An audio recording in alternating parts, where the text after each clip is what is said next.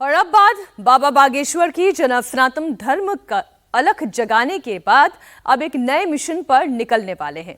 आचार्य धीरेन्द्र शास्त्री ने यमुना को निर्मल बनाने की ठानी है और अपने इस मकसद को लेकर वो दिल्ली से ब्रजभूमि तक पदयात्रा निकालने जा रहे हैं। आज यमुनोत्री में बाबा बागेश्वर ने विशेष पूजा की। बाबा के इस मिशन में उत्तराखंड के सीएम धामी भी उनके साथ थे। धीरेन्द्र कृष्ण शास्त्री की ये पदयात्रा कितनी खास है और इसका यमुना की सफाई के अलावा और क्या क्या मकसद है, इसे समझना है तो देखिए हमारी रिपोर्ट। उत्तराखंड में बाबा बागेश्वर की यमुना पूजा। यमुनोत्री के प्रवेश द्वार पर मां यमुना की आराधना। यमुना किनारे बाबा बागेश्वर ने लिया संकल्प। देश में अब यमुना मैया जो वृंदावन में जाते जाते विचित्र हो जाती हैं, उनका मलिन स्वरूप हो जाता है, पुनः इसी स्वरूप में आ सकें, पया स्वरूप में आ सकें, कंचन स्वरूप में आ सकें, ऐसा हमने और हमारे भ्राता श्री ने आज प्रण लिया। हे यमुना मैया, जैसी आप यहाँ कंचन सी बह रही हो, हम समस्त हिंदुओं से प्रार्थना कर रहे, हम चाहते हैं जैसे पया स्वरूप यहाँ बह रहा, ब्रज में भी ऐसा ही स्वरूप यमुना मैया का बहे। बाबा बागेश्वर नए मिशन पर निकलने वाले हैं।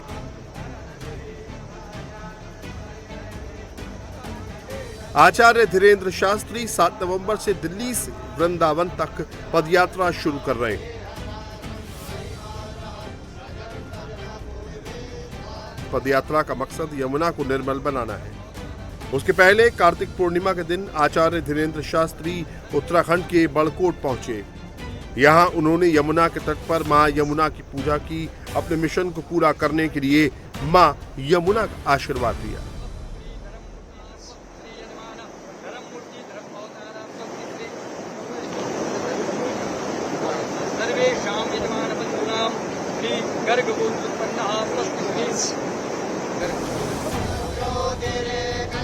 उत्तराखंड का बड़कोट यमुनोत्रा का प्रवेश द्वार कहा जाता है। बाबा बागेश्वर कवि कुमार विश्वास के साथ यमुना नदी के ठीक किनारे पहुंचे। यमुना की कलकल धारा के बीच आराधना की। पूजा पाठ के बाद मां यमुना को जल अर्पित किया और अपने संकल्प का इजहार किया। बहुत प्रसन्नता है हमको देवभूमि उत्तराखंड की पावन धरती पर, जहां यमुना और गंगा मैया महर्षि जमदग्नि जी की तपोस्थली है, उस पावन भूमि पर आज पदयात्रा के ठीक पूर्व में यमुना मैया का हमने पूजन किया। वो पया स्वरूप भगवती का, यमुना मैया का एकदम निर्मल, एकदम अभूतपूर्व कंचन सा जल, यमुना मैया का ये स्वरूप देख करके हमारे मन में एक भाव आया कि बताओ तो यहाँ यमुना मैया कितनी निर्मल है, पया स्वरूप है, और ब्रज क्षेत्र में और दिल्ली इंद्रप्रस्थ नगरी में देखो यमुना जी का क्या स्वरूप है। ये देख करके मन एकदम बैठ सा गया।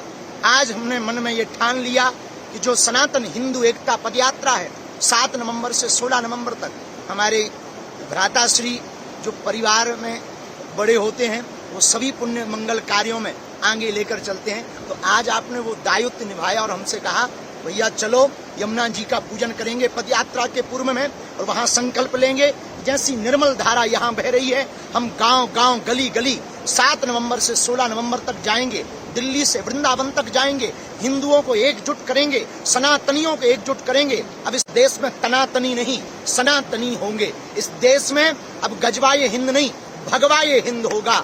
इस देश में राम का विरोध करने वाले नहीं, राम का सपोर्ट करने वालों की जय जयकार होगी। इस देश में अब यमुना मैया जो वृंदावन में जाते जाते विचित्र हो जाती हैं, उनका मलिन स्वरूप हो जाता है, पुनः इसी स्वरूप में आ सकें, पया स्वरूप में आ सकें, कंचन स्वरूप में आ सकें, ऐसा हमने और हमारे भ्राता श्री ने आज प्रण लिया। दरअसल बाबा बागेश्वर 7 से 16 नवंबर 2025 तक दिल्ली से वृंदावन तक सनातन हिंदू एकता पदयात्रा निकाल रहे हैं। बाबा बागेश्वर की 10 दिन की पदयात्रा छतरपुर के कात्यायनी मंदिर से शुरू होगी और वृंदावन में बांके बिहारी मंदिर पर समाप्त होगी।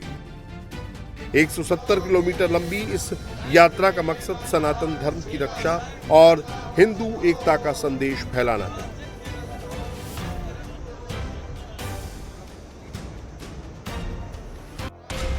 बाबा बागेश्वर के इस मिशन में उत्तराखंड के सीएम पुष्कर सिंह धामी भी कदम कदम पर साथ दे रहे हैं। बाबा बागेश्वर अपनी इस यात्रा की तैयारियों में जुटे हैं और जगह जगह जाकर संतों का आशीर्वाद दे रहे हैं। यह यात्रा दिल्ली के छतरपुर मंदिर से शुरू होने के बाद जीरखोद मंदिर तक जाएगी। 8 नवंबर को यात्रा फरीदाबाद से आगे बढ़ेगी तो 9 नवंबर को बल्लभगढ़ से शुरुआत होगी। 15 नवंबर को यात्रा राधा गोविंद मंदिर पहुंचेगी। 16 नवंबर को वृंदावन के बांके बिहारी मंदिर में दर्शन के साथ यात्रा का समापन होगा। सवाल है कि बाबा बागेश्वर आखिर दिल्ली से वृंदावन तक पैदल यात्रा क्यों कर रहे हैं? एक कथावाचक को सड़क पर क्यों उतरना पड़ रहा है? इसका हम आपको जवाब देंगे, लेकिन उसके पहले आपको ये बता दें कि बाबा की अब तक दूसरी पदयात्रा है। इससे पहले उन्होंने अपनी पहली पदयात्रा 21 नवंबर 2024 को बागेश्वर से शुरू की थी। इसका मकसद हिंदू समाज को एकजुट करना और सनातन संस्कृति का प्रचार करना था। इस बार बाबा बागेश्वर का मकसद भी कुछ ऐसा ही है। आचार्य धीरेन्द्र शास्त्री की मांग है कि यमुना को निर्मल बनाया जाए, गौ माता को राष्ट्रमाता का दर्जा मिले, गोवध पर पूरी तरह रोक लगे, भारत को हिंदू राष्ट्र घोषित किया जाए, प्राचीन वृंदावन पुनः स्थापित हो, साथ ही श्री कृष्ण जन्मभूमि पर भव्य मंदिर का निर्माण हो। परिवार के सभी मंगल बनी करने वाले सभी मित्रगण पूरे परिजन मिलकर जो संकल्प लेता है उसे शुभकामना देते हैं, पाथेवत आशीर्वाद देते हैं।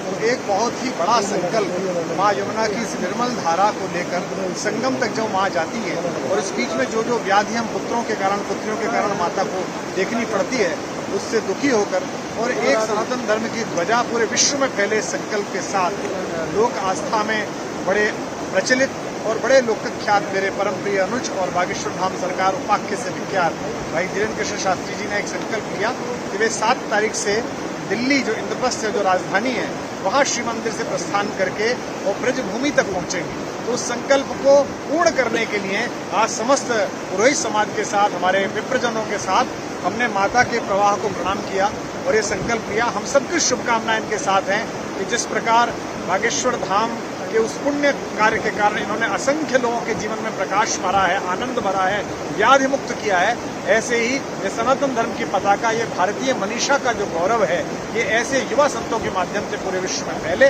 इसकी शुभकामनाओं के लिए आज हम यहाँ उपस्थित हैं। इसके लिए वो समाज के सभी वर्गों के लोगों से सहयोग ले रहे हैं। बाबा बागेश्वर की ये यात्रा इस मायने में भी खास है कि इसमें पहली बार मुस्लिम समुदाय के लोग भी शामिल हो रहे हैं, लेकिन उन्होंने यात्रा में लोगों के शामिल होने के लिए शर्त रख दी है। इस यात्रा में कोई भी अस्त्र शस्त्र लेकर नहीं चलेगा, ना हूटरबाजी होगी, ना फुहड़बाजी चलेगी। महिलाओं की सुरक्षा का खास ख्याल रखा जाएगा।